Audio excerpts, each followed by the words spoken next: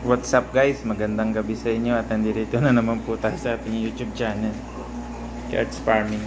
Yan guys, share ko lang sa inyo yung aking aquarium na papaganahin ko na. Yan, medyo kailangan ng gamitin. Ito nga pala guys ay 120 gallons, so customized to. Medyo malaki to guys. Dito natin lalagay yung mga mabibreed nating hybrid.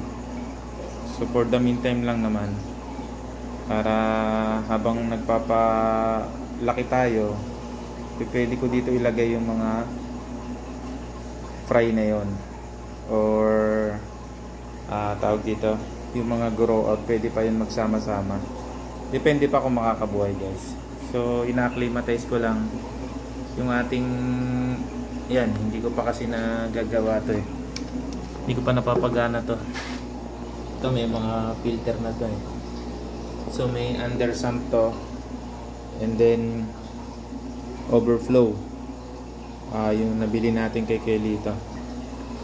So gagamitin ko na yon.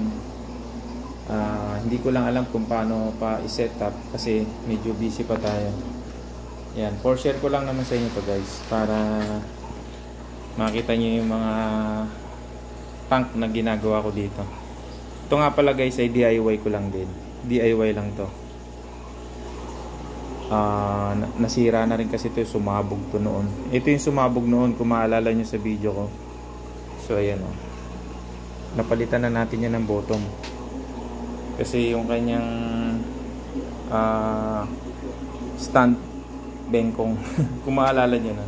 So nilagyan natin ng konting design para may background tayo. Yan yung ating background. Yan.